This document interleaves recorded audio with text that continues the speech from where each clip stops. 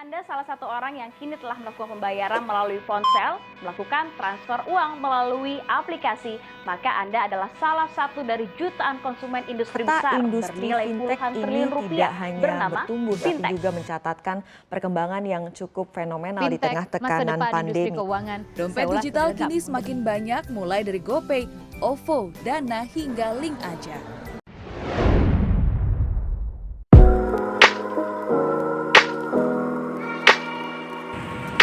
Halo semuanya, semoga kita semua dalam kondisi sehat dan selalu dalam lindungan Tuhan Yang Maha Esa. Sesuai dengan tema yang sudah di cover tadi, pasti sebagian bertanya-tanya, apa sih vintage?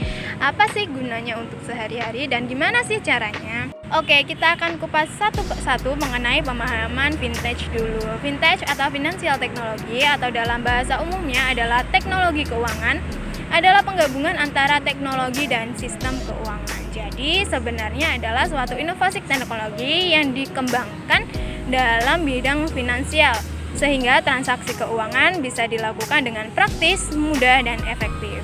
Karena kita sudah akan melangkah ke era 5.0, maka dari itu kita harus mempelajari pada era sekarang dulu agar kita dapat memilah vintage yang baik dan buruk di era selanjutnya yang lebih maju.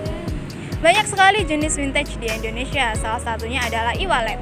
Apa sih e-wallet itu dan bagaimana sih detail vintage? Yuk kita simak penjelasannya dari teman-teman berikut ini.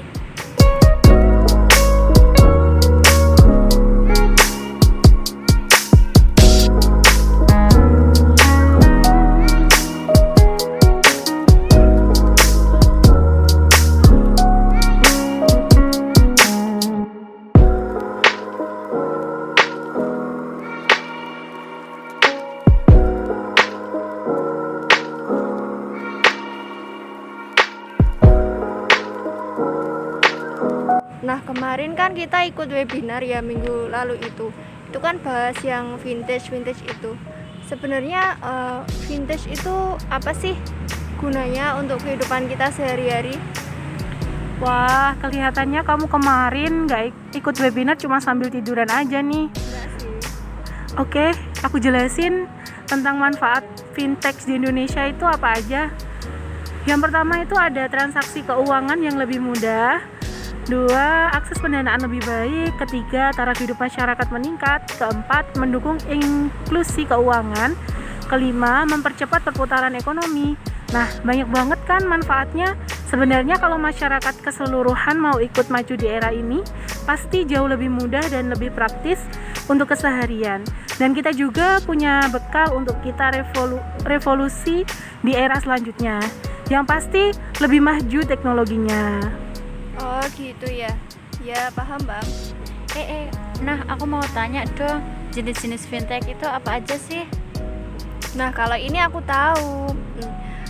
Perkembangan vintage di Indonesia itu mengakibatkan muncul berbagai inovasi produk vintage yang membantu aktivitas keuangan dan menunjang kehidupan masyarakat.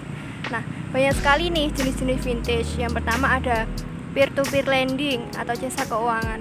Jasa ini menyediakan peminjaman dana untuk modal usaha atau memenuhi kebutuhan. Yang kedua ada crowdfunding atau platform yang mempertemukan pihak yang memerlukan dana dan pihak donatur dengan pinjaman transaksi secara aman dan mudah.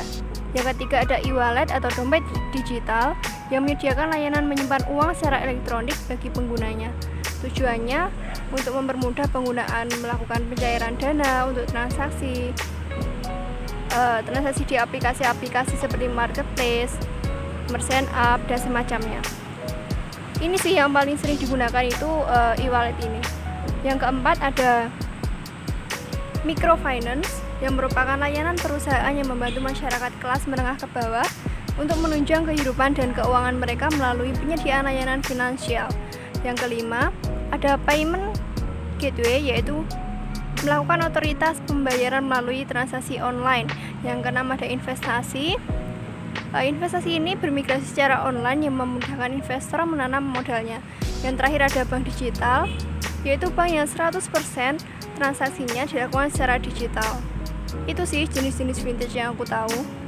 Oh iya, baru paham aku, terima kasih. Yang sering aku pakai sih yang e-wallet sih. Kenapa? Emang manfaatnya apa aja? Ya, karena e-wallet itu dompet elektronik ini kemungkinan para penggunaan untuk melakukan transaksi jual beli elektronik secara mudah, cepat, praktis, dan aman pastinya.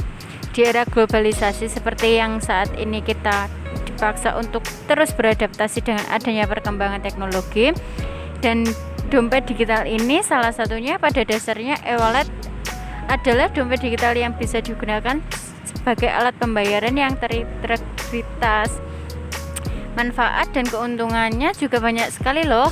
Yang pertama, terhindar dari uang palsu. Yang kedua, transaksi lebih cepat. Yang ketiga, menghindar penyebaran virus dan bakteri. Yang keempat, nggak ribet. Yang terakhir yaitu nggak memakan waktu dan tempat. Saldo dari e-wallet juga bisa digunakan untuk transaksi belanja dan tagihan ataupun transfer juga loh. Oh, jadi begitu. Jadi sekarang lebih mudah karena serba elektronik ya. Tapi kendalanya adalah banyak yang belum memahami tentang bagaimana kita bisa ikut andil dalam era revolusi ini. Oleh karena itu, kayaknya kita perlu edukasi untuk masyarakat nih agar mereka paham dan tahu manfaat-manfaat dan keuntungan-keuntungan yang didapat jika memahami vintage ini. Iya kan teman-teman? Iya, betul. Selain itu, cara-cara mengaktifkan berbagai jenis vintage juga tidak ribet. Sudah ada langkah-langkah yang dijelaskan di awal untuk menggunakannya. Serba simpel ya memang sekarang. Iya sih. Iya, banget.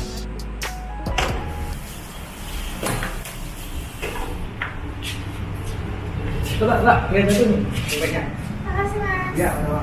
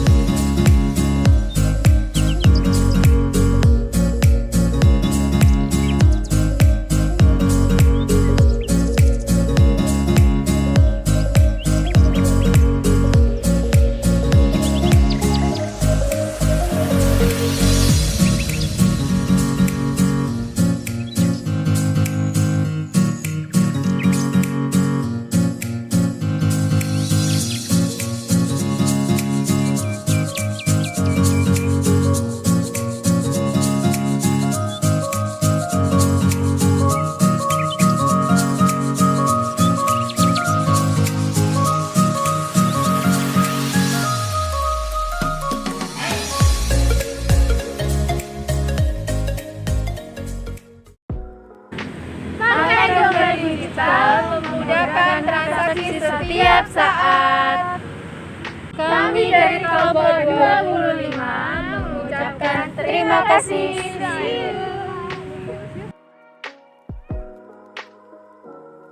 Oke, itu dia adalah penjelasan tentang apa itu vintage beserta salah satu contoh jenisnya.